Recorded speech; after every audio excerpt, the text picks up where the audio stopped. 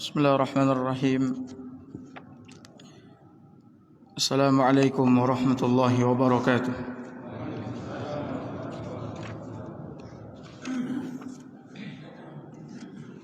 Innal hamdalillah nahmaduhu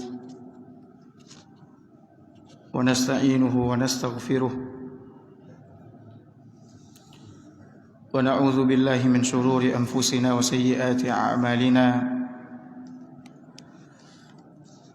من يهده الله فلا مضل له ومن يضلل فلا هادي له أشهد أن لا إله إلا الله وحده لا شريك له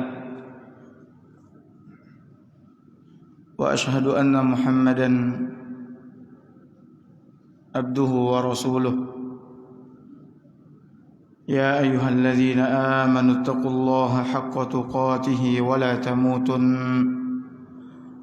ولا تموتن إلا وأنتم مسلمون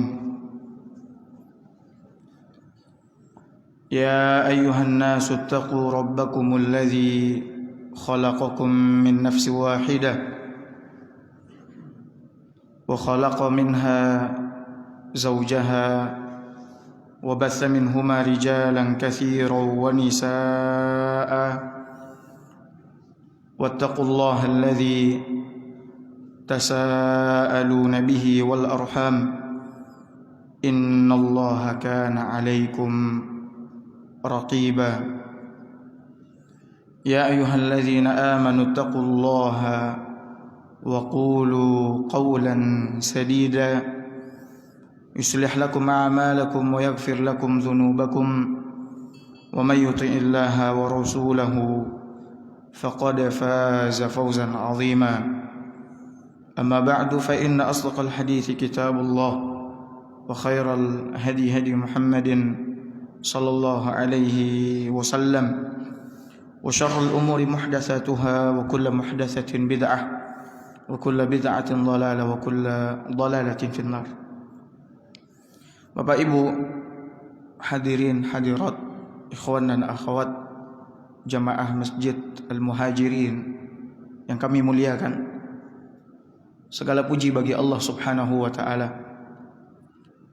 Allah lah yang pantas untuk dipuji, karena dialah zat yang maha besar.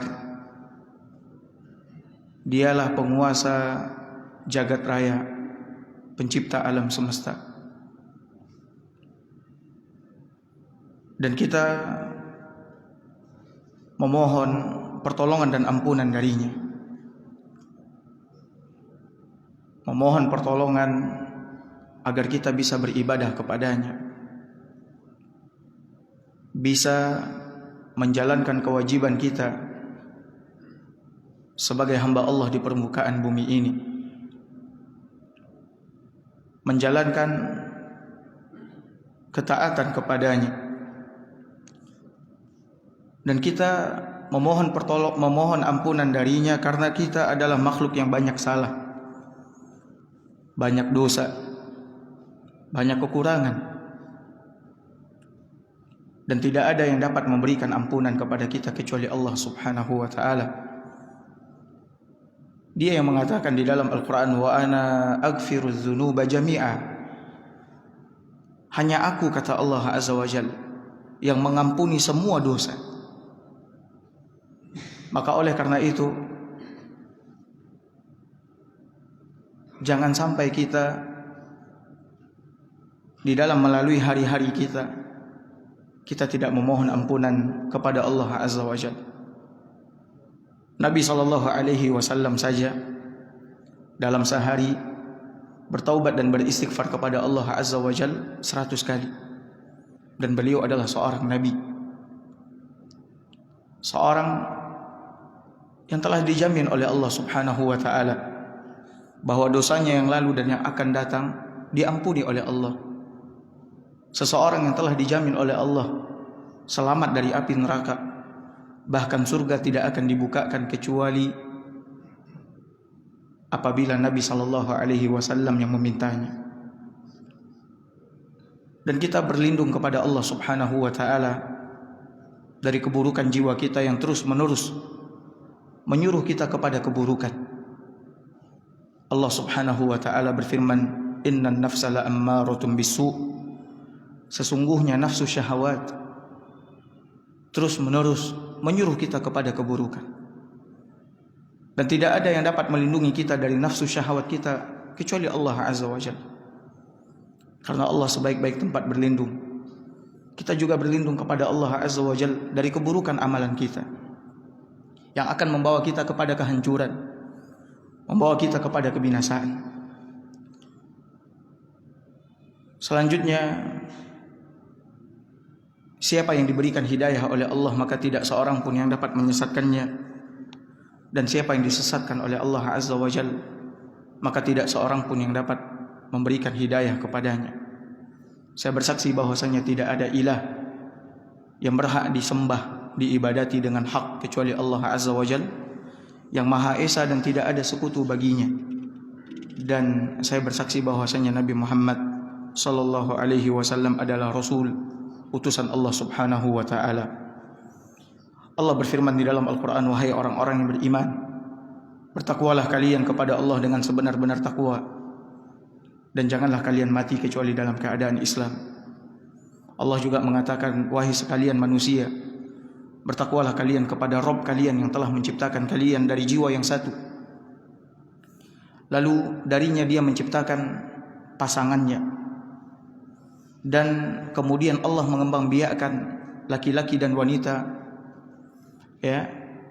dengan keturunan yang sangat banyak.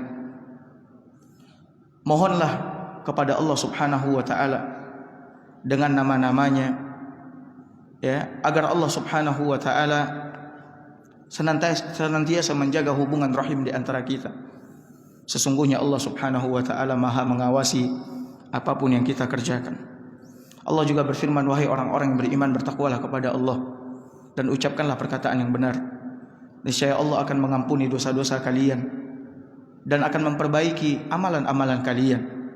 Siapa yang taat kepada Allah dan Rasul-Nya, maka sungguh dia akan menang dengan kemenangan yang besar."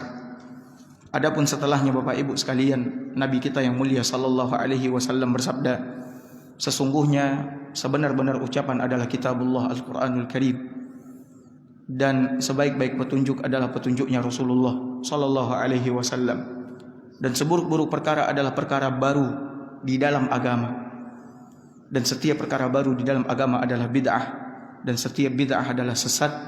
Dan setiap bid'ah kesesatan tempatnya di neraka Allah Azza wa Jalla." Bapak Ibu hadirin hadirat yang semoga senantiasa dirahmati oleh Allah Azza wa Jalla. Kita akan lanjutkan kajian kita masih dalam bahasan prinsip dasar Islam. Terakhir kita telah menjelaskan kepada Bapak Ibu sekalian tentang makna tauhid, kemudian pembagian tauhid, lalu syarat-syarat tauhid la ilaha illallah, kemudian rukun tauhid. Ini sudah saya jelaskan di pertemuan-pertemuan sebelumnya. Maka pagi ini kita akan membahas kebalikan atau lawan daripada tauhid, yaitu kesyirikan. Kebalikan atau lawan daripada tauhid yaitu apa? Kesyirikan. Bapak Ibu hadirin hadirat yang dimuliakan oleh Allah Azza wa Jalla, ketahuilah bahwa sebesar-besar perintah Allah, sebesar-besar perintah Allah, tidak ada perintah yang paling besar yang Allah perintahkan kepada hamba-hambanya selain daripada perintah tauhid. Dan sebesar-besar larangan Allah Azza wa Jalla, di mana tidak ada larangan yang paling besar selain daripada larangan melakukan kesyirikan. Untuk dua hal ini Allah Subhanahu wa taala mengutus para nabi dan rasul. Untuk dua hal ini Allah menurunkan kitab-kitabnya. Bahkan Al-Quranul Karim diturunkan oleh Allah Subhanahu wa taala untuk menjelaskan itu. Makanya oleh karena itu Allah Subhanahu wa taala tegaskan di dalam Al-Quran bahwasannya inti dakwah, sekali lagi inti dakwah adalah mengajak manusia kepada tauhid dan mengingatkan mereka akan bahaya syirik. Dengan itu para nabi dan rasul memulai dakwahnya. Bahkan nabi kita yang mulia sallallahu alaihi wasallam lebih banyak berdakwah, mengajak manusia kepada tauhid dan akidah, lebih lama, panjang waktunya apabila dibandingkan dengan mengajarkan tentang syariat, tentang hukum, menunjukkan pentingnya tauhid dan bahayanya syirik. Allah mengatakan, walaqad ba'atsna fi kulli ummatir rasula an i'budullaha wajtanibut taghut. Dan sungguh kami telah mengutus kepada setiap umat seorang rasul. Kepada setiap umat yang pernah hidup di permukaan bumi ini seorang rasul. Allah utus seorang rasul. Dan Bapak Ibu tahu, jumlah nabi dan rasul yang diutus oleh Allah sangatlah banyak. Sebagaimana yang disebutkan oleh Nabi SAW dalam hadis yang diriwayatkan oleh Imam Ahmad, nabi saja itu ada lebih dari 120.000 nabi. Sementara rasul ada lebih dari 300 orang. Tidak ada umat di permukaan bumi ini yang tidak diutus oleh Nabi oleh Allah Azza wa Jalla seorang rasul kepada mereka. Allah utus. Untuk apa? Ani'budullaha wajtanibut taghut. Untuk menyerukan kepada manusia, beribadahlah kalian hanya kepada Allah. Ya. Sembahlah Allah semata. Rendahkan diri kalian hanya kepada Allah dan jauhi segala macam bentuk taghut, penyembahan-penyembahan kepada selain Allah Subhanahu wa taala. Tidak ada seorang rasul yang diutus oleh Allah Azza wa Jalla kecuali membawa bendera tauhid. Semuanya. Makanya oleh karena itu Nabi pun sallallahu alaihi wasallam ketika mengutus para sahabat untuk berdakwah, seperti Hudzaifah ibn al-Yaman, Nabi SAW memberikan wasiat. Kata Nabi SAW, innaka ta'ti ahla kitab faltakun awwal ma tad'uuhu ilaihim. Wahai Hudzaifah, sungguhnya kau akan mendatangi ahlul kitab, di mana mereka beribadah kepada selain Allah Azza wa Jalla, Yahudi dan Nasrani. Maka hendaklah yang pertama kali kau dakwahkan. Perhatikan, yang pertama kali kau dakwahkan, apakah salat? Apakah zakat? Apakah puasa? Haji? Tidak. Kata Nabi SAW, yang pertama kali kau dakwahkan, kau ajarkan, kau jelaskan kepada mereka adalah apa? La ilaha illallah Muhammad Rasulullah. Ini yang pertama kali yang mesti kau jelaskan, yang mesti kau dakwahkan. La ilaha illallah Muhammad Rasulullah. Apa makna la ilaha illallah? Ini sudah kita jelaskan di pertemuan kita sebelumnya. Makanya penting. Kalau kita sudah memahami la ilaha illallah dengan benar, maka insyaallah taala kita tidak akan jatuh ke dalam kesyirikan. Tapi kalau kita nggak paham, kita akan jatuh dalam kesyirikan. Makanya orang-orang kafir Quraisy, Bapak Ibu sekalian, saya sudah pernah sampaikan, orang-orang kafir Quraisy, mereka faham makna la ilaha illallah, maka mereka tidak mau mengucapkannya. Mereka faham dan mengerti makna la ilaha illallah, makanya mereka tidak mau mengucapkannya. Karena kalau mereka sudah mengucapkan la ilaha illallah, konsekuensinya apa konsekuensinya? Konsekuensinya mereka harus tinggalkan patung-patung yang mereka sembah. Mereka harus menjadikan Allah satu-satunya yang harus mereka sembah.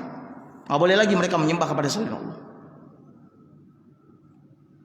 Tapi umat Islam hari ini, ya, semuanya mengucapkan kalimat la ilaha illallah, tapi ada yang nggak paham, sehingga ada yang berbuat syirik, datang ke dukun, minta-minta kepada mayit, percaya kepada jimat, ya, mantra dan lain sebagainya, tak tolong kepada jin, setan dan seterusnya, percaya kepada ucapan tukang ramal. Subhanallah. Makanya orang kafir Quraisy nggak mau mengucapkan la ilaha illallah. Nah itu yang disuruh sama Nabi kepada Hudzaifah. Kau dakwakan itu dulu. Lalu apa kata Nabi SAW? Fa inhum ajabuka lidzalik. Kalau mereka udah penuhi seruan itu, artinya mereka udah syahadat, asyhadu an la ilaha illallah wa asyhadu anna Muhammadar Rasulullah, fa'alimhum anna Allah qad iftarada alaihim 5 salawatin fil yaumi wal laila. Baru kau beritahukan kepada mereka, Allah wajibkan kepada mereka salat 5 waktu. Baru salat. Kemudian Allah Subhanahu wa taala memerintahkan untuk mengambil sebahagian dari harta kekayaan orang-orang kaya untuk diberikan kepada orang-orang miskin, yaitu zakat. Baru kau ajarkan itu. Makanya oleh karena itu Bapak Ibu sekalian, ini yang didakwakan oleh Nabi di Mekah selama 13 tahun lamanya. 13 tahun lamanya. La ilaha illallah. Nabi datang ke pasar-pasar, Nabi datang ke tempat perkumpulan orang-orang kafir Quraisy. Nabi SAW mengatakan, qulu la ilaha illallah tuflihu. Ucapkan oleh kalian la ilaha illallah, kalian akan beruntung, kalian akan berkuasa, kalian akan menang. Ucapkan oleh kalian la ilaha illallah. Kemana-mana Nabi SAW mengucapkan la ilaha illallah selama 13 tahun. Ini yang membuat Nabi SAW diperangi oleh orang-orang kafir. Makanya mendakwahkan tauhid akan diperangi, dan itu sudah menjadi sunnatullah. Yang mengajak umat ini kepada tauhid, dia akan diperangi, dibenci. Ya, sebagaimana Nabi SAW mengalami hal yang demikian. Beliau diusir, beliau diancam untuk dibunuh, dilempari dengan batu, diperangi, sahabatnya dibunuh gara-gara tauhid. Dan orang dulu sabar dan memegang kalimat itu sampai ajal datang menjemput mereka. Perhatikan keluarga Ammar di awal-awal Islam, keluarga Ammar, kemudian istrinya Sumayyah, kemudian anaknya Yasir. Ammar, Sumayyah, Yasir disiksa oleh orang-orang kafir.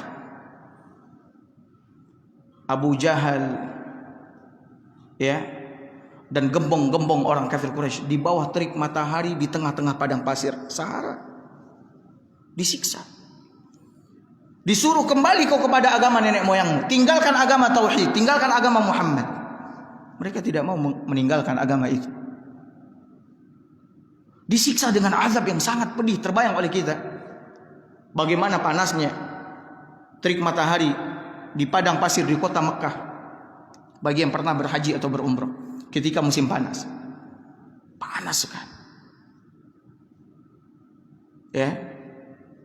Bahkan mereka semua syahid. Dibunuh dengan cara yang kejam. Sehingga ketika Nabi SAW melewati mereka tengah disiksa oleh orang-orang kafir Quraisy, apa kata Nabi SAW? Sabran ya ala Yasir. Bersabarlah kalian wahai keluarga Yasir. Ammar bin Yasir, sabarlah kalian. Bersabarlah kalian. Sesungguhnya tempat kembali kalian adalah surga Allah Azza wa Jalla. Maka ketika itu mereka enggak peduli sekalipun nyawa mereka hilang demi agama tauhid. Enggak peduli. Makanya perhatikan hari ini orang murtad dari Islam. Kenapa? Karena enggak paham tentang Islam, enggak paham tentang tauhid, enggak tahu keutamaan Islam, kemuliaan Islam. Murtad gara-gara dunia. Dan itu memang sudah dikabarkan oleh Nabi SAW. Tugas kita ketika Nabi SAW mengabarkan itu akan datang masa di mana paginya orang masih beriman, sorenya kafir. Tugas kita adalah bagaimana membentengi diri kita jangan masuk ke dalam hadis itu. Nabi yang mengatakan badiru bil a'mali fitana. Bergegaslah kalian mengerjakan amal soleh. Jangan tunda-tunda. Jangan tunda-tunda. Terbesit untuk mengerjakan amal soleh, kerjakan amal soleh. Ingin mengaji, ngaji. Ingin berzikir, zikir. Ingin bersedekah, sedekah. Ingin memberi makan orang miskin, beri makan orang miskin. Jangan tunda-tunda. Sebelum apa kata Nabi SAW? Sebelum datang fitnah-fitnah. Kaqita'il lailil muzlim. Fitnah itu ketika dia datang bertumpuk-tumpuk seperti potongan-potongan malam. Semakin lama semakin gelap, semakin lama semakin gelap, sehingga membuat kita tidak bisa lagi melihat. Banyak fitnah. Lalu apa yang Nabi SAW katakan? Ketika fitnah itu telah merebak, dan inilah zamannya, zaman fitnah. Banyak yang menghalangi orang hari ini dari beribadah kepada Allah, dunia, wanita, jabatan, pekerjaan. Ya. Kemudian belum lagi kemajuan teknologi, HP terutama. Banyak orang yang menghabiskan waktunya di HP, bukannya mengaji, bukannya berzikir kepada Allah Azza wa Jalla. Internet dan lain sebagainya. Ini yang disebutkan oleh Nabi SAW. Yusbihur rajul mu'mina wa yumsi kafir. Paginya orang masih mukmin, sorenya udah kafir. Wa yumsi mu'mina wa yusbihu kafir. Sorenya beriman, paginya kafir. Kenapa? Yabi'u dinahu bi'aradi minad dunya. Dia jual agamanya demi kesenangan dunia yang menipu. Ada yang menjual agamanya demi popularitas, ada yang menjual agamanya demi kekasih hatinya. Subhanallah. Mencintai orang kafir dan seterusnya. Makanya oleh karena itu Bapak Ibu sekalian, fahami tauhid dan ketahui syirik. Nah, sekarang kita akan lihat bahaya syirik. Syirik itu apa syirik? Syirik artinya kalau secara bahasa artinya mengadakan sekutu. Mengadakan apa? Sekutu. Ketika kita berusaha misalkan ingin membuka usaha, kita mencari sekutu untuk bersama-sama menjalankan usaha. Itu namanya syirik secara bahasa. Makanya kerjasama dalam istilah fikih jual beli adalah apa? Syirkah. Syirkah terambil dari kata-kata syirik. Kerjasama, bersama-sama di situ. Mengikut sertakan orang lain dalam usaha itu. Nah, sedangkan menurut istilah syariat, Bapak Ibu, syirik itu artinya bisa dalam arti yang sempit. Syirik itu beribadah kepada selain Allah Azza wa Jalla. Beribadah kepada siapa? Selain Allah. Ya. Siapa saja yang beribadah kepada selain Allah Azza wa Jalla, maka dia jatuh ke dalam kesyirikan. Atau dalam penjelasan yang lain, ulama mengatakan syirik itu adalah menjadikan sesuatu yang menjadi hak dan kekhususan Allah Azza wa Jalla pada selain Allah. Apa yang menjadi hak, kekhususan, keistimewaan bagi Allah, kita jadikan kepada selain Allah. Baik dalam rububiyah Allah, perbuatan Allah, baik dalam uluhiyah Allah, baik dalam beribadah kepada Allah, baik dalam asma dan sifat. Asma dan sifat Allah Azza wa Jalla. Apapun yang kita berikan kepada selain Allah, yang itu merupakan hak khusus untuk Allah, berarti kita telah jatuh dalam kesyirikan. Berarti kita telah jatuh ke dalam apa? Kesyirikan. Dan Nabi SAW juga menjelaskan, syirik itu kau menjadikan tandingan buat Allah Azza wa Jalla. Antaja'al lillahi nidda.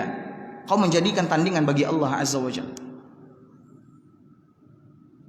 Ya, sementara Allah Subhanahu wa taala telah mengatakan huwallahu ahad. Dialah Allah yang Maha Esa. Kita sering baca qul huwallahu ahad, tapi pernah enggak kita baca terjemahannya, tafsirannya? Pernah enggak kita dengarkan kajian tentang tafsiran qul huwallahu ahad? Ya. Dan tahukah kita kenapa turun firman Allah Azza wa Jalla qul huwallahu ahad? Kita harus belajar. Harus belajar. Ketika orang-orang kafir, musyrik datang kepada Nabi SAW, kemudian mengatakan, Ya Muhammad, sif lana rabbak. Wahai Muhammad, coba sebutkan kepada kami sifat-sifat Rabbmu, ciri-ciri Tuhanmu yang kau sembah itu, yang kau seru manusia kepadanya. Bagaimana cirinya? Allah turunkan firman-Nya menjawab pertanyaan orang-orang kafir. Kata Allah Azza wa Jalla, Qul huwallahu ahad. Katakan kepada mereka, wahai Muhammad, dialah Allah yang Maha Esa. Allahu Samad. Allah satu-satunya tempat bergantung. Tidak ada tempat bergantung untuk mendatangkan manfaat, menolak mudarat kecuali hanya kepada Allah Azza wa Jalla. Kemudian lam yalid wa lam yulad. Allah tidak beranak dan dia tidak diperanakkan. Allah tidak memiliki anak dan dia tidak memiliki orang tua. Huwal awwal wal akhir. Dia yang pertama dan dia yang terakhir. Walam yakul lahu kufuwan ahad. Dan tidak ada yang setara, yang sama dengan Allah Subhanahu wa taala. maka terdiamlah orang-orang kafir. Nah, Bapak Ibu hadirin hadirat yang dimuliakan oleh Allah Azza wa Jalla, ini syirik.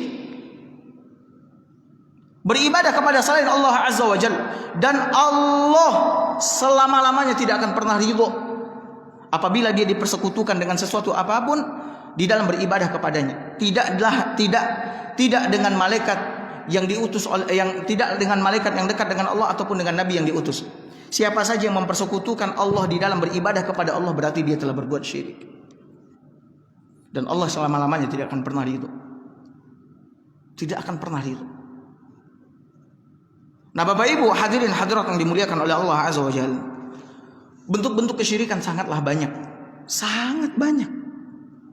Bapak Ibu perhatikan baik-baik. Saya sebutkan di zaman kita sekarang ini bentuk-bentuk kesyirikan sangat banyak. Yang pertama, meminta suatu maslahat, kebaikan, manfaat, atau dijauhkan dari mudarat kepada kuburan. Kepada apa? Kuburan. Datang ke kuburan-kuburan, kuburan-kuburan wali, kuburan-kuburan nabi, kuburan-kuburan habib, kuburan-kuburan kiai. Ya. Datang ke kuburan mereka, meminta. Meminta apa? Meminta maslahat, manfaat buat dunia dan akhirat. Meminta dijauhkan dari mudarat. Padahal Allah Subhanahu wa taala mengatakan, Bapak Ibu perhatikan baik-baik, apa kata Allah Azza wa Jalla? "Wa ma tad'una min dunihi falaysa lahum min kitmir la yamliku min kitmir." Kata Allah Azza wa Jalla, apa saja yang kalian seru, yang kalian memohon kepada selain Allah, mereka tidak memiliki walaupun sekadar kitmir. Bapak Ibu tahu kitmir? Kitmir itu kulit ari yang melekat pada biji kurma. Bapak Ibu yang makan kurma, itu ada kulit ari di situ. Yang kalian minta, yang kalian berdoa kepada selain Allah Azza wa Jalla, mereka tidak memiliki sekadar kulit ari aja, mereka nggak punya. Sekadar kulit ari mereka nggak punya. Kok bisa kalian meminta kepada mereka untuk kepentingan dunia kalian, lebih-lebih lagi untuk kepentingan akhirat kalian? Itu aja mereka nggak punya. Lalu apa yang akan dia berikan? Lalu apa kata Allah di ayat lanjutannya? In tad'uuhum la yasma'una du'aakum, la yasma'u du'aakum. Jikalau kalian memohon kepada mereka, meminta kepada mereka, berdoa kepada mereka, ya Syekh fulan, ya Imam fulan, ya Rasulullah, ya Nabi Ibrahim, ya Nabi ini, ya Nabi itu, berikan manfaat keberkahan buatku di dunia ini, berikan rizki kepadaku, atau jauhkan aku dari segala macam penyakit, bala dan petaka. Kata Allah Azza wa Jalla, in tad'uuhum la yasma'u du'aakum. Kalau kalian meminta kepada mereka, berdoa kepada mereka, mereka enggak dengar doa kalian. Orang mati bisa dengar ucapan kita? Orang mati bisa dengar? Enggak. Wa in sami'u, lalu Allah katakan lagi, kalau toh mereka bisa mendengar, ya, mastajabu lakum, mereka tidak akan menjawab doa kalian, mengabulkan doa kalian. Mereka nggak punya apa-apa. Kalau toh dengar, mereka juga nggak akan pernah bisa mengabulkan doa kalian, permintaan kalian. Nah, saya ingatkan kepada Bapak Ibu sekalian, ini di negeri kita ini aja, jangankan di negeri lain juga banyak. Di negeri kita aja ada berapa banyak kuburan yang dikeramatkan, kata saya. Sampai dibuat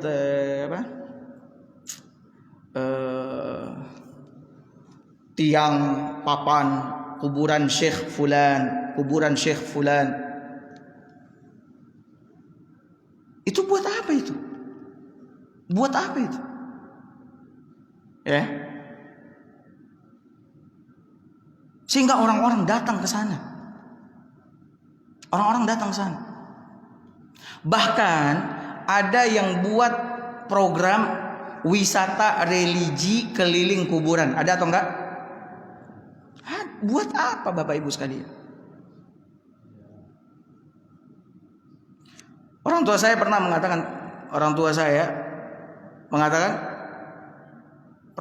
orang Pariaman. Dia bilang, di antara kebiasaan orang-orang ada istilah basafa, kata dia. Basapa itu melakukan safar, ya, rame-rame, charter bus, kemudian keliling-keliling melakukan perjalanan ke kuburan ini, di daerah ini, daerah itu bisa 1 bulan. 1 bulan kata dia. Itu buat apa? Kalau ziarah kubur, perhatikan Bapak Ibu, ziarah kubur, apakah kita ziarah kubur itu harus ke kuburan ini, kuburan itu? Enggak. Ziarah kubur, datang ke kuburan itu di akap itu sana. Datang ke kuburan akap. Dan tujuan ziarah kubur untuk meminta kepada mayit yang ada dalam kubur atau untuk apa? Untuk apa Bapak Ibu ziarah kubur? Ngingat mati. Kita ziarah kubur untuk apa? Ngingat mati. Untuk mengikis ketamakan kita kepada dunia, untuk membangunkan kita dari kelalaian kita. Karena udah dilalaikan sama dunia. Ya. Nah, ziarah kita ke kubur. Bapak Ibu, kalau hati udah mulai mengeras, kalau kita udah mulai sibuk sama dunia, datang ke kuburan di sana. Bawa mobil, datang ke kuburan. Tanyakan diri kita nih, kalau kita yang berada di dalam sana, keadaan kita kayak gimana? Apa yang kita lakukan? Udah berapa banyak persiapan kita? Makanya Nabi SAW di awal-awal Islam, perhatikan Bapak Ibu, di awal-awal Islam, ziarah kubur itu boleh nggak sama Nabi? Saya tanya, Bapak Ibu tahu nggak? Di awal-awal Islam, ziarah kubur itu nggak boleh, dilarang. Tahu kenapa? Takut orang-orang berbuat syirik. Nabi yang mengatakan, kuntu nahaitukum anha. Dahulu aku larang kalian ziarah kubur. Kenapa? Takut kalian minta kepada apa? Kepada mayit yang ada di dalam kubur. Kalian datang ke kuburan ini, kuburan orang-orang soleh. Kalian datang, minta. Ketika tauhid telah menghujam di dalam hati sanubari para sahabat, dalam jiwa para sahabat, dan ketika mereka telah memahami bahaya syirik, apa kata Nabi SAW? Fal'ana, maka sekarang fazuruha, silakan kalian ziarahi kuburan-kuburan. Nabi SAW enggak mengatakan ziarahi kuburan ini, ziarahi kuburan ini, ziarahi kuburan ini. Enggak. Sekarang kalian ziarahi kuburan itu. Fa innaha tudzakirukum bil akhirah. Karena dengan menziarahi kubur mengingatkan kalian kepada apa? Akhirat. Silakan ziarahi kuburan maksudnya. Silakan ziarahi kuburan. Itu akan mengingatkan kita kepada akhirat. Apa sih yang diinginkan oleh orang yang ada di dalam kubur ini sekarang? Pasti yang diinginkannya apa? Kembali kepada kehidupan dunia untuk beramal soleh. Tapi mereka tidak akan pernah bisa kembali. Karena mereka telah melanjutkan perjalanan mereka dari kehidupan dunia, alam dunia, kepada alam barzakh, nanti ke alam akhirat. Nah, betapa banyak kuburan-kuburan kata saya yang dikeramatkan. Orang mau bikin usaha datang ke kuburan, orang mau ada pilkada datang ke kuburan, anak-anak mau ujian datang ke kuburan. Subhanallah. Dan saya Bapak Ibu, mungkin saya pernah ceritakan, saya pernah datang ke kuburan yang dikeramatkan di Sumbar, di Sumatera Barat, di Ulaan. Saya pernah datang sana sama beberapa orang teman. Saya lihat apa yang dilakukan oleh orang-orang. Subhanallah. Ada yang datang dari Aceh, ada yang datang dari Jambi. Itu yang datang bukan orang-orang bodoh, orang-orang pintar. Makanya syirik itu membuat orang bodoh, tidak ada lagi kepintarannya. Tidak ada lagi kepintarannya. Datang, ada yang bawa makanan, ada yang bawa uang. Kemudian datang bilang, di kuburan itu ada penjaga. Kata orang ini kepada penjaga, keluarga saya sakit, tolong mintakan, doakan agar disembuhkan. Subhanallah. Siapa yang bisa nyembuhin kita? Dia aja nggak bisa nyembuhin dirinya. Bahkan mengelak dari kematian aja dia nggak bisa. Ada lagi yang datang dari jauh mengatakan, entah orang tua saya lupa, itu udah lama sekali. Dia bilang, entah orang tua udah meninggal. Saya mau orang tua saya ini dijaminkan surga. Kata penjaganya apa? Oh, kalau itu ada syaratnya, Bu. Syaratnya maharnya 5 gram emas. Bayar, nanti dibacakan tahlil, nama tahlilnya tahlil darajat. Nanti syekh ini yang akan bawa ditarik ke surga. Subhanallah. Syekhnya emang udah dijamin masuk surga? Syekhnya udah dijamin masuk surga atau belum? La ilaha illallah. Kebodohan. Kebodohan. Datang ke kuburan. Banyak yang saya saksikan. Kemudian ada yang minta tanah, mau cocok tanam, ambil tanah kuburan. Ini tanah kata dia, gak pernah habis-habis. Seberapapun dikeruk nih tanah gak pernah habis kata dia. Subhanallah. Padahal kata orang tua saya, malam dia ngangkatin karung ngisi tanah kuburan. Kemudian di situ ada semacam apa? Karang, apa candy besar karang itu berisi air. Yang sakit ambil air dari situ, ciduk. Ya Allah. Ini air nggak pernah habis, padahal malamnya diisi lagi.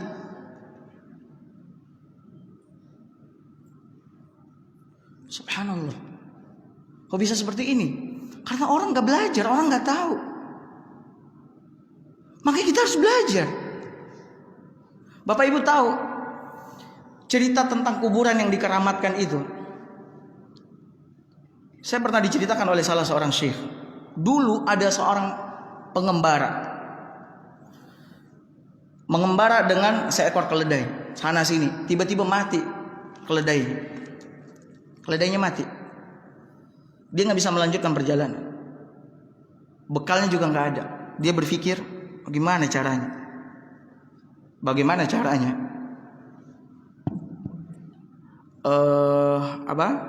Untuk mendatangkan uang. Setan datang. Kau kubur nih keledai. Kau katakan kepada orang, ini adalah kuburannya wali Allah Azza wa Jalla, fulan. Dia kubur keledainya. Setiap orang yang lewat dia katakan, oh di sana ada kuburan wali Allah. Datanglah kalian ke sana. Berdoalah kalian ke sana. Oh di situ ada kuburan.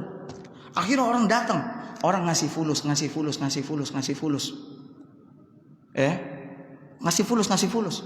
Jadi adanya kuburan keramat itu rata-rata tujuannya untuk apa? Cari uang. Dan saya udah lihat dengan mata kepala saya sendiri di Mesir itu ada kuburan-kuburan yang dikeramatkan. Ada kuburan Imam Syafi'i, ada kuburan ini. Itu kotak. Di kuburan itu, di sisi kuburan itu ada kotak. Satu isinya kotak uang, satu isinya kotak permintaan. Uang itu sampai penuh tuh kotak. Besoknya hilang lagi, kosong lagi, isi lagi. Subhanallah. Makanya kuburan-kuburan yang dikeramatkan, kita nggak tahu apakah di dalamnya itu memang kerangka orang atau kerangka binatang. Kita mengira, kita meminta kepada wali Syekh Fulan yang udah mati, ternyata kerangkanya kerangka anjing. Ada. Ternyata isinya apa? Kerangka binatang. Subhanallah. Seperti itu Bapak Ibu. Dan yang menyeru untuk meminta kepada kuburan ini banyak. Saya aja dulu waktu belajar, teman saya bilang waktu ujian ketemu, ente udah ke kuburannya Ali Husain belum, kata dia. Lo ngapain saya ke kuburan? Ente doa sana. Ini kita mau ujian. Subhanallah. Doa di sana. Kita mau ujian. Ente udah ke kuburannya Imam Syafi'i belum? Doa ente di sana. Itu kuburan Imam Syafi'i loh, kata dia. Subhanallah. Jangankan kuburan Husain, Imam Syafi'i, imam ini, imam itu. Kuburan Nabi boleh nggak kita minta sama Nabi? Ya Rasulullah, ya Nabi Allah, berkati hidup saya. Boleh nggak? Jangankan kuburan imam ini, imam ini, imam. Kuburan Nabi kita nggak boleh. Gak boleh. Subhanallah. Ini kesyirikan yang pertama, bentuk kesyirikan yang pertama.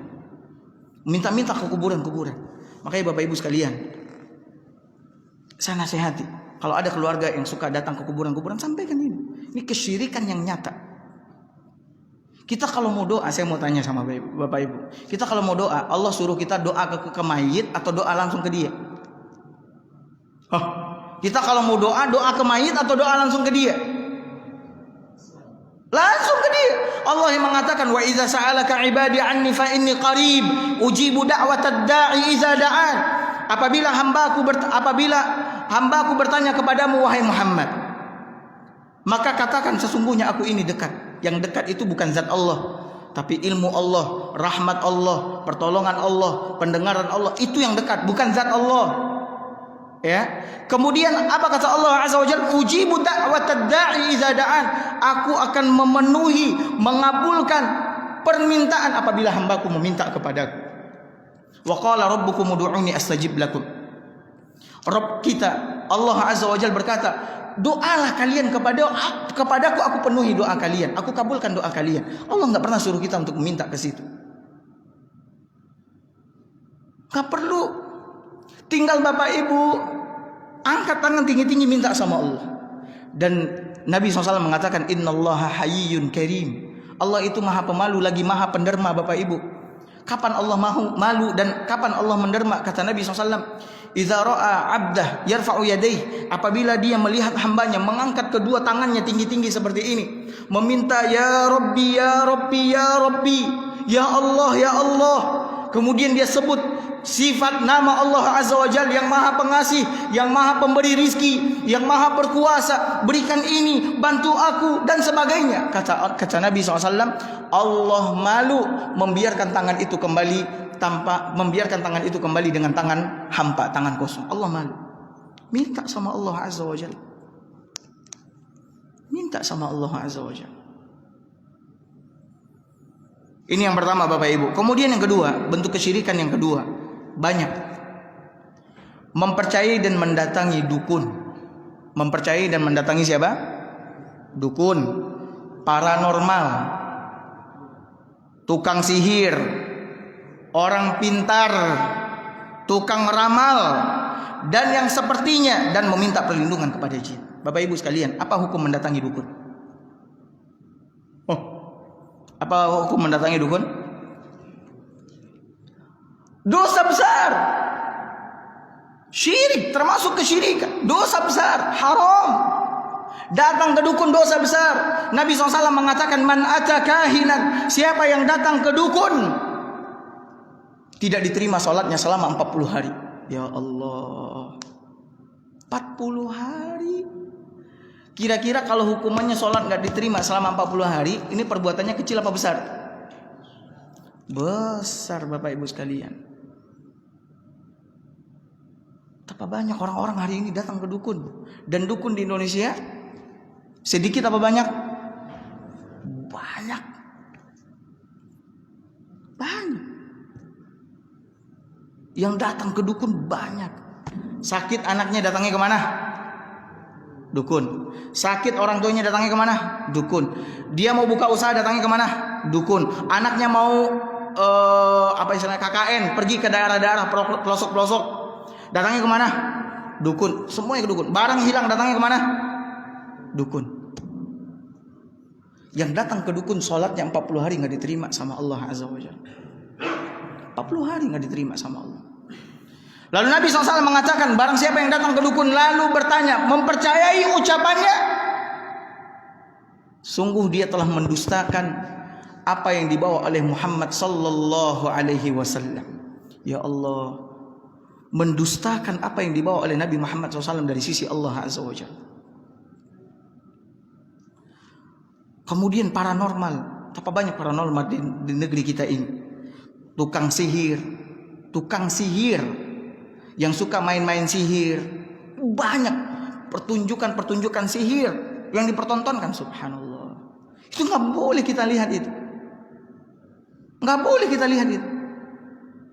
Ada yang bisa jalan di atas air, ada yang bisa terbang, ada yang tahan bacok, ada yang bisa nusuk leher pakai apa? Pakai parang, dobus. Ini semua adalah tukang sihir. Kita nggak boleh ngelihat itu, nggak boleh itu. Mempercayai itu juga nggak boleh mempercayai itu. Subhanallah. Nah, sama orang kita disebut orang-orang yang kayak begitu bisa terbang, tahan api, jalan atas air, sholatnya subuhnya di Mekah katanya. Subuhnya tadi ini di Mekah kata dia. Padahal waktu Mekah sekarang jam berapa? Waktu Mekah jam berapa sekarang? Berapa? Jam 1 apa jam 2? Sekitar itu. Jam 1 atau jam. Nah, dia bilang, dari mana tadi? Aneh subuhnya di Mekah. Ya Allah. Subuhnya di Mekah katanya. Ini pembohong semua ini. Bapak Ibu sekalian, nggak boleh. Sekali lagi nggak boleh. Percaya sama dukun, paranormal, tukang sihir, orang pintar, tukang ramal, nggak boleh. Nggak boleh. Mereka nggak punya kekuasaan apa-apa. Mereka nggak punya pengetahuan apa-apa tentang yang gaib. Mereka nggak punya.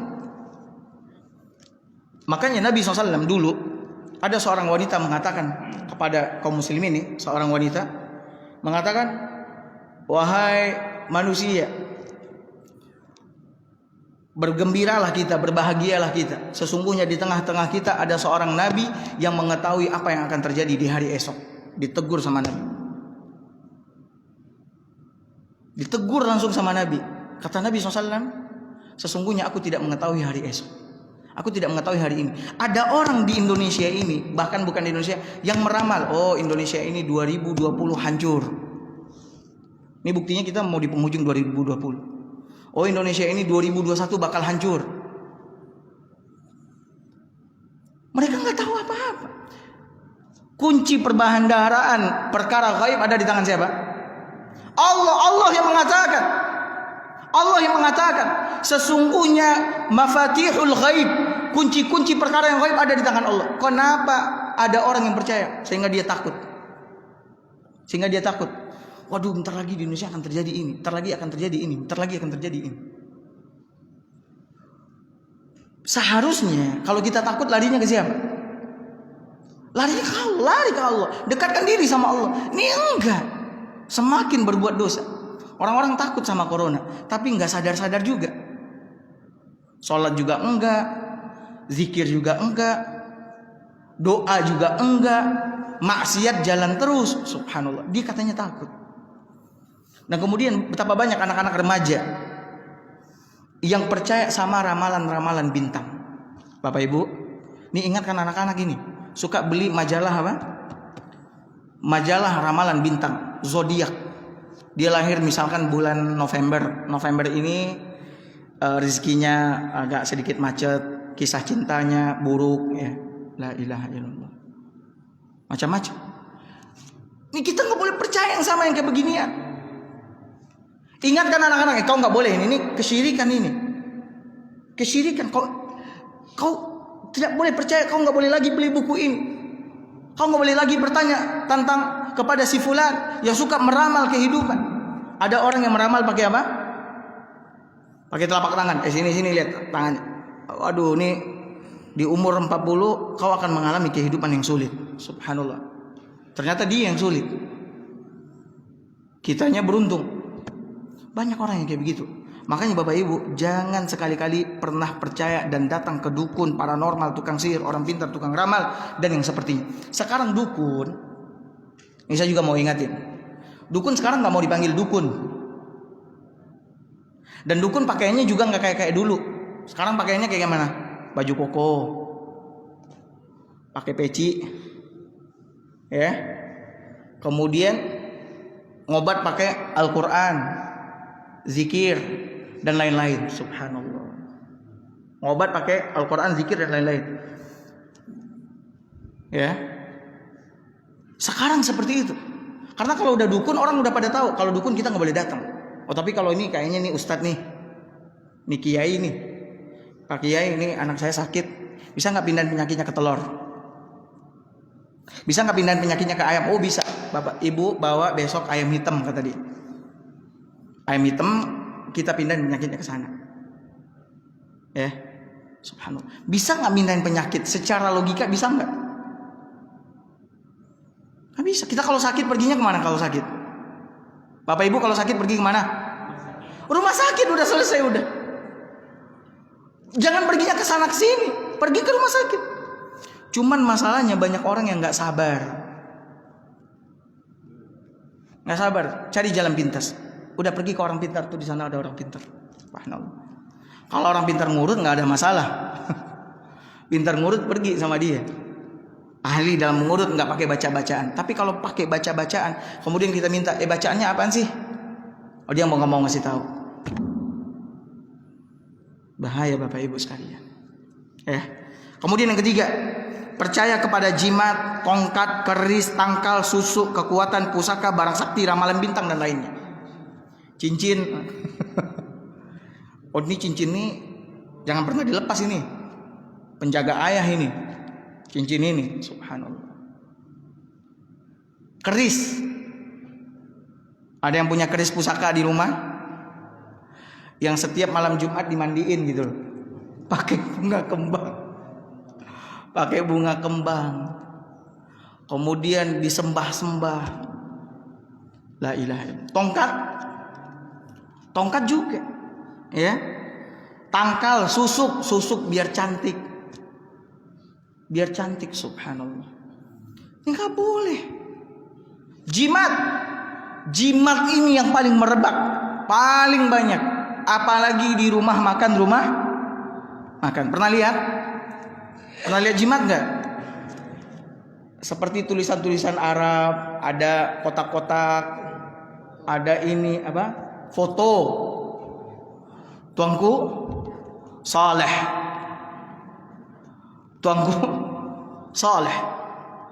Itu kalau tuanku saleh masih hidup, mungkin dia akan mengingkari. Kalau memang ini tuanku ini memang benar-benar saleh, dia pasti akan ingkari. Apa yang kalian lakukan ini? Dan besok akan dia ingkari itu besok di akhirat. Orang-orang yang menjadikan foto tuanku saleh sebagai penglaris, penolak mudhar, penangkal mudhar. Banyak. Kadang-kadang bukan dipajang aja, ada yang di dalam kotak. Kotak apa? Kotak uang itu isinya jimat. Bapak Ibu buang itu semua, buang. Itu kesyirikan. Bertaubat sama Allah dengan taubat nasuha. Yang punya keris, tongkat, barang sakti, pusaka, macam-macam, buang itu semua. Itu kesyirikan. Jimat, bagaimana jimat itu bisa mendatangkan manfaat? Bapak Ibu kalau ada yang punya jimat, coba. Kalau dia bisa mendatangkan manfaat, nolak mudarat, ambil api, siram dia pakai bensin, ambil api kemudian bakar. Bisa nggak dia ngelindungi diri dia? Terus secara akal kita yang sehat, kok bisa kita percaya dia bisa mendatangkan manfaat buat kita? Nolak mudarat dari kita. Nggak ada, ini semua adalah kesyirikan. Ini semua kesyirikan. Nah yang begini banyak nggak di Indonesia? Banyak. Kemudian Bapak Ibu percaya dan menggunakan jampi-jampi, pelet dan guna-guna. Ini juga kesyirikan. Ini jampi-jampi, pelet, guna-guna, itu sebenarnya hakikatnya minta sama Allah atau minta sama setan gitu? Hah? Minta sama siapa? Sama setan itu. Pelet, jampi-jampi, guna-guna, biar orang ini tunduk, biar orang ini begini, biar orang ini begini, biar orang ini sakit. Itu hakikatnya minta sama setan itu, bukan sama Allah Azza wa Jalla. Subhanallah. Dan betapa banyak itu di Indonesia ini. Ya. Santet itu kerjasama manusia dengan siapa itu? Setan. Ya. Terus Ustaz gimana Ustaz ngadapin itu? Bapak Ibu, subhanallah. Baca 2 surat perlindungan Al-Mu'awwidzatain yang disebutkan oleh Nabi SAW. Qul a'udzu birabbil falaq sama qul a'udzu birabbin nas, selesai udah. Mau pelet, mau jampi-jampi dari siapapun, santet dari manapun, nggak akan bekerja. Baca itu. Makanya Bapak Ibu, pagi petang itu jangan lupa untuk zikir. Pagi zikir, petang juga zikir. Mau tidur juga zikir. Apa aja yang mau dikirimin ke kita, nggak akan pernah bekerja. Ya, dikirimin oleh orang yang mendengki kepada kita, dukun, santet, macam-macam, nggak akan bekerja. Cuman masalahnya kita nggak zikir, kita nggak ini, kita nggak itu. Ada cerita dari salah seorang dosen saya. Ada seorang janda dengan anak gadis dia. Janda ini dia pengen carikan suami buat anak gadisnya yang kaya raya, yang kaya.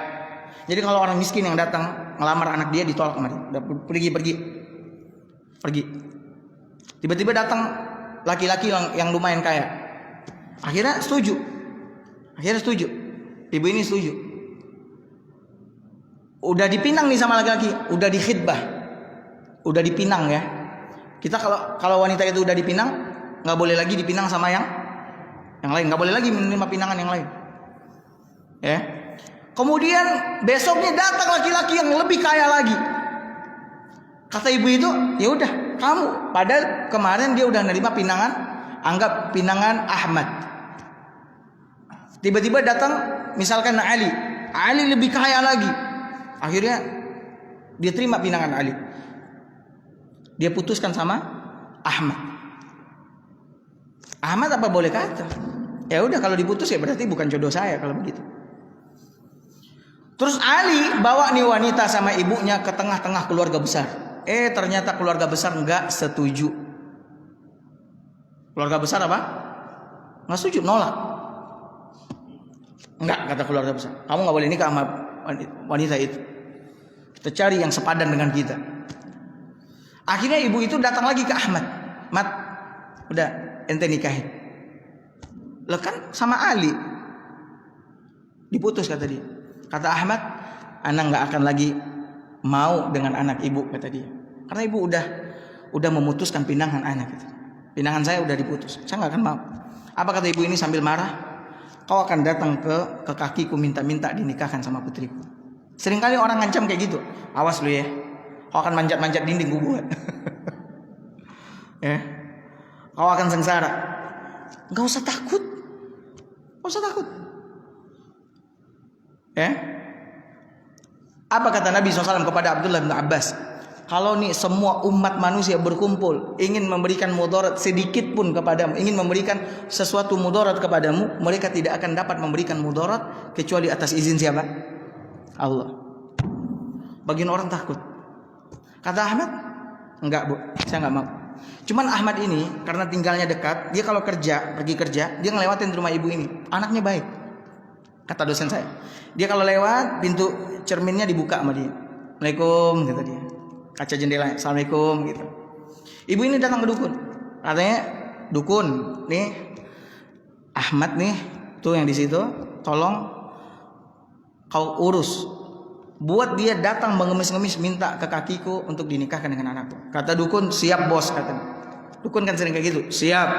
Yang penting mulus gitu ya. Kata ibu itu berapapun saya bayar. Hari pertama ibu ini udah mulai nunggu. Ahmad lewat seperti biasa. Assalamualaikum bu, gitu. Salam. Ibu ini heran, kok Ahmad santai-santai aja gitu. Datang ibu ini ke dukun lagi. Nah gimana, udah ente kerjain atau belum? Kata dukun, ini lagi dalam on proses, kata dia. Lagi proses, kata dia. Oke, hari kedua Ahmad lewat lagi. Assalamualaikum, gitu. Ahmad santai-santai aja. Datang lagi. Bentar bu, nih anggota saya udah pergi ke sana, bentar tunggu aja di rumah, kata dia. Dukun kan kayak gitu. Sampai hari ketiga Ahmad juga bilang Assalamualaikum, santai-santai aja. Hari ketiga ibu itu bukan nanya-nanya lagi, dia lepas sepatunya, dia pukul kepala dukun. Kata ente udah dikerjain, udah dikirim ini itu dan sebagainya. Kata dukunnya apa? Tuh si Ahmad zikir pagi petang nggak pernah tinggal. Dia bentar-bentar baca Al-Quran. Anak buah saya nggak sanggup untuk ngerjain dia. Nah Bapak Ibu, zikir itu benteng yang paling kokoh untuk ngejaga diri. Bukan datang ke dukun lalu minta jimat taruh di sini, atau taruh di mana? Di pinggang. Atau ada juga yang taruhnya di dompet. Ada yang di dompet ada nih. Ada juga yang taruhnya di sini, besi baja. Ada tulisan nama di situ macam-macam. Itu kalau ada, buang dari sekarang. Syirik. Ya, tapi insyaallah akan kita lanjutkan pertemuan kita berikutnya. Sallallahu ala nabiyina Muhammad wa ala alihi washabbihi wasallam. Assalamualaikum warahmatullahi wabarakatuh.